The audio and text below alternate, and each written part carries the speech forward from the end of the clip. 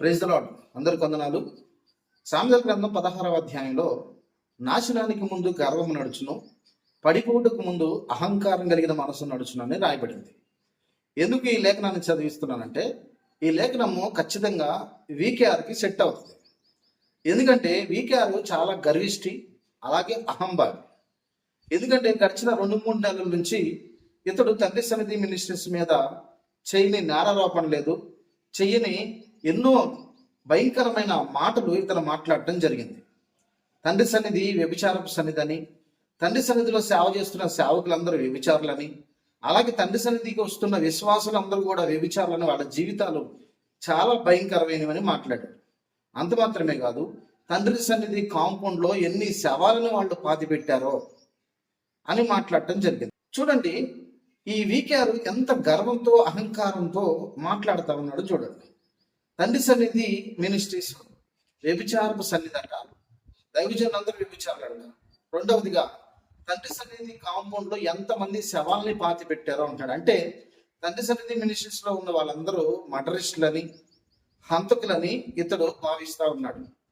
ఇలాంటి ఎన్నో మాటలు వీకేఆర్ మాట్లాడినప్పటికీ మేము మౌనంగానే ఉన్నాం. ఎందుకంటే బైబిల్ గ్రంథంలో దేవుడు చెప్పాడు, పగ తీర్చుకొనుట నా పని అని. కాబట్టి వీడు ఇష్టానుసారంగా మాట్లాడుతూ ఉన్నాడు, ఏదో ఒక రోజు దెబ్బ కొడతాడని చెప్పి మేము మౌనంగానే ఉన్నాము. పగ తీర్చుట నా పని అని ఆ రోజు రానే వచ్చింది. వీకేఆర్ పతనం స్టార్ట్ అయింది. గతంలో వీడు మాట్లాడుతున్నప్పుడు ఇతని ఛానల్కి స్ట్రైక్ రాకముందు ఇతను ఏం మాట్లాడాడంటే, ఎంత గర్వంతో అహంకారంతో మాట్లాడాడంటే, ఒకసారి నానోడితో కంటే మీరే వినండి ఏమంటున్నాడు అతను. వీకేఆర్ అనేవాడిని కదపలేరు. వీకేఆర్ ఈ లోకం విడిచి వెళ్ళేంత వరకు వీకేఆర్ని ఎవడు ఏం చేసుకుంటారో చేసుకోండి, ఎవడికి భయపడేది లేదు. నేను నా దేవుని దృష్టికి నీతిమంతుడిగా ఉన్నంతసేపు, ఇంకొక మాట చెప్తాను, నేను పచ్చిగా మాట్లాడతాను. ఏం పీక్కుంటారో పీక్కోండి, ఏం బయట పెట్టుకుంటారో బయట పెట్టుకోండి, ఏం చూపించుకుంటారో చూపించుకోండి. I don't care. అన్నది ఉన్నట్టుగా మాట్లాడతాడు, ముక్కుసూటిగా మాట్లాడతాడు, దొంగ దెబ్బ తీయడు, యుద్ధం డైరెక్ట్ గా చేస్తాడు, సింహంలా నిలబడతాడు సింగిల్గా. పందుల గుంపులుగా వస్తారు, పందులే పందులే గుంపులుగా వస్తాయి, సింహం సింగిల్గా వస్తుంది. వింటారు కదా, ఏదో ఎవడో సినిమా డైలాగ్, పందులు పందులు పందులు పందులు ఎన్ని గుంపులు వచ్చినా ఒక్కడు ఎదుర్కొంటాడు. వీకేఆర్ ఒక్కడు ఎదుర్కొంటాడు, సింహం సింగిల్. ఒరే, మీరు చికెన్ షాప్కి వెళ్ళి బలిసిందంట, ఏదో కొట్టిందట, డిక్కీ బలిసిన కోడి చికెన్ షాప్కి వెళ్ళి ఛాలెంజ్ చేసిందట. సింహం ముందు మీ ఆటలు సాగవు. మీరు ఏం పెట్టుకుంటారో పెట్టుకోండి, ఏం పీక్కుంటారో పీక్కోండి. నేను పచ్చిగా మాట్లాడాలంటే ఇంకా మాట్లాడతా. మరి ఇంకా చూస్తారు, ముందు చూస్తారు, పాత వీకేఆర్ని చూస్తారు. ఒక్కొక్కరిని కనబడుతుందా, ఒక్కొక్కరిని పోసుకుంటారు, ఒక్కొక్కరిని పునాదులు కదిలిస్తా. చూశారుగా, అంటే వీకేఆర్ ఏమన్నాడు, ఏం పీక్కుంటారో పీక్కోండి, ఏం చేసుకుంటారో చేసుకోండి, నన్ను ఎవడు ఏం చేయలేడు. ఇది ఏ మనసు అండి? గర్విష్టి మనసే కదా, అహంకారం కలిగిన మనసే కదా. ఇప్పుడు ఏమైంది, ఏం పీక్కుంటారో పీక్కోండి, ఏం చేసుకుంటారో చేసుకోండి అంటే వీకేఆర్కి దేవుడే పీకాడు. దేవుడు దెబ్బ కొడితే, నేను మీకు ఒక విషయం చెప్తా, మనం ఎవరితోనైనా పగ తీర్చుకోవాలంటే మనకేమో సౌండ్ ఎక్కువ, రౌండ్ తక్కువ. కానీ దేవుడు జోక్యం చేసుకున్నాడు అనుకోండి శత్రువు విషయంలో, వాడికి రౌండ్ బాగా పడిద్ది, సౌండ్ తక్కువ వచ్చింది. బాగా అర్థం చేసుకోండి. మనం పగ తీర్చుకోవాలనుకుంటే మనకు సౌండ్ ఎక్కువ, మనకు రౌండ్ తక్కువ. కానీ దేవుడు జోక్యం చేసుకుంటే రౌండ్ ఎక్కువ పడుతుంది, దేవుడు కొడితే సౌండ్ ఉండదు. అట్లాంటి దెబ్బ వీకేఆర్ను కొడితే వీకేఆర్ దిమ్మ తిరిగి బొక్క బోరలు పడ్డాడు. ఎందుకంటే గడిచిన కొన్ని దినాల క్రితం ఎవడో ఒక ఛానల్ ఇతను చేసుకొని ఛానల్ నుంచి నడుపుతూ 2 లక్షల మంది సబ్స్క్రైబర్లు నాకు ఉన్నారని, ఆ సబ్స్క్రైబర్లను బట్టి కూడా విర్రవీగాడు ఈ వీకేఆర్. అయితే కొన్ని పరిస్థితుల వలన ఇతని ఛానల్ మీద స్ట్రైక్స్ రావడం జరిగింది. ఎందుకంటే ఎప్పుడు ఇతనిది సొంత కంటెంట్ ఉండదు, ఆ దైవజనుడి గురించి ఈ దైవజనుడి గురించే మాట్లాడుతూ ఉంటాడు. కాబట్టి ఎవరెందుకు కోరుకుంటారు, స్ట్రైక్స్ వేశారు కావాలా. 2 లక్షల సబ్స్క్రైబర్స్ ఉన్న ఛానల్ ఒక్క దెబ్బతో పోయింది. బిత్తరపోయాడు బిడ్డ, వీకేఆర్ బిత్తరపోయాడు. ఏం పీక్కుంటాడో పీక్కుండా అన్నాడు. దేవుడు పీకేసరికి ఇంకా సైలెంట్ అయిపోయాడు. చూడండి, అందుకని ఎప్పుడు అతిశయం పోకూడదు, అహంకారం కలిగిన మనసుతో నడవకూడదు. వీక్ అనుకో, నేను చెప్పేది అదే. ఏం పీక్కుంటారో పీక్కుండా అంటే, పీక్ అయినా ఒక ఆయన ఉన్నాడు, ఆయన నీ ఛానల్ని పీకేశాడు, నీ పరుగును కూడా పీకేశాడు.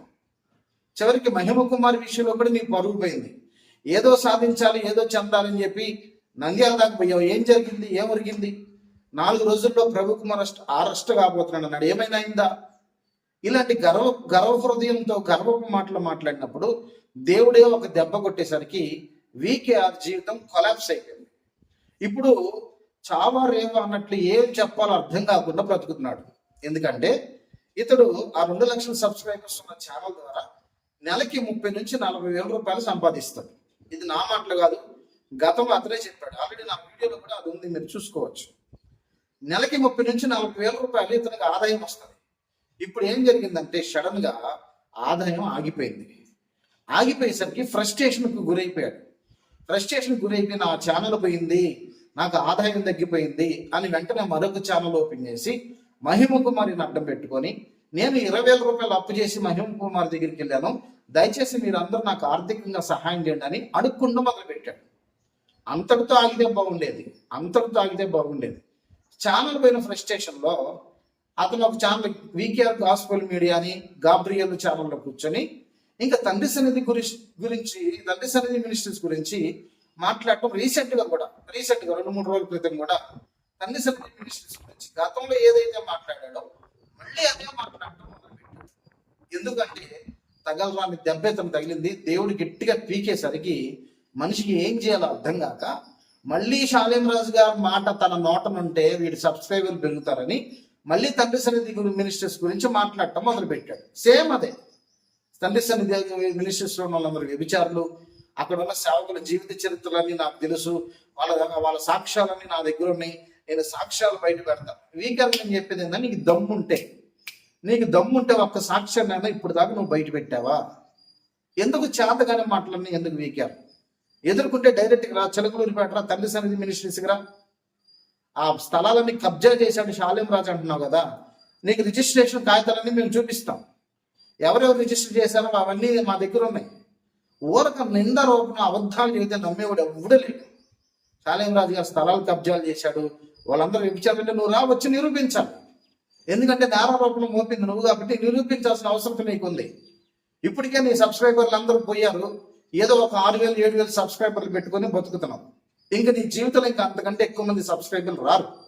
ఇప్పటికైనా నీ జీవితాన్ని మార్చుకొని ప్రభు పాదాలు పట్టుకొని ఆ గర్వ హృదయాన్ని, అహంకారం కలిగిన మనసును విడిచిపెట్టి దేన మనసునే ప్రభు పాదాల దగ్గర పట్టుకుంటే అప్పుడు తగిన సమయం అందు దేవుడు నిన్ను హెచ్చిస్తాడు. విగులైనటువంటి దేవుని బిడ్డలందరూ కూడా ఈ విషయాన్ని గమనించాలి. ఆల్రెడీ ఛానల్ పోయింది, ఎంత ధీరుడై ఉండాలండి. నేను చేసిన పొరపాటు వలన నా ఛానల్ పోయిందే, అయ్యయ్యో నేను చాలా పెద్ద పొరపాటు చేశానని దీనత్వం రావాలి. అది రాకుండా గతంలో ఎనోష్వాల్ ఛానల్ కూడా స్ట్రైక్ పడేసరికి దాని విషయంలో కూడా స్పందించాడు. విలువెల్లు అయిపోయిందా, దేవుడు నీకు న్యాయం చేశాడా, చూసేవారా నా మీద దేవుడు ఏడ్చావు, నీ ఛానల్ పోయింది. అతని ఛానల్ పోవటమేమో కానీ ముందు వీకేఆర్ ఛానల్ పోయింది. దేవుడు న్యాయం చేశాడు వీకేఆర్ విషయంలో. ఇప్పుడైనా వీకేఆర్ బుద్ధి తెచ్చుకొని సత్ప్రవర్తన కలిగి ఆ సేవకుల గురించి ఈ సేవకుల గురించి మాట్లాడకుండా దేవుని సేవ మీద లక్ష్యం ఉంచి ఆత్మల సంపాదన విషయమై ప్రయాసపడాలని తెలియపరుస్తున్నాను. ఎందుకంటే నీ వ్యక్తిగత జీవితంలో ఎన్నో లోపాలు ఉన్నాయి. అఫ్ కోర్స్ చాలా మందికి కొన్ని లోపాలు, కొంతమందికి అఫ్ కోర్స్ ఎవరో ఒకరి జీవితంలో ఏదో ఒక లోపం ఉంటుంది. నీలో కూడా చాలా లోపాలు ఉన్నాయి. అవి సరి చేసుకో, అవి రెక్టిఫై చేసుకో. ముందు నువ్వు సరి చేసుకోకుండా, నీ కంటిలో ఉన్న దూలాన్ని తీసేసుకోకుండా ఎదుటి వాని కంటిలో నలుసును తీయటానికి ప్రయత్నం చేయడం మంచి పద్ధతి కాదని నేను వీకేఆర్కి ప్రేమపూర్వకంగా తెలియపరుస్తూ నా మాటలు ముగిస్తున్నాను. Praise the lord.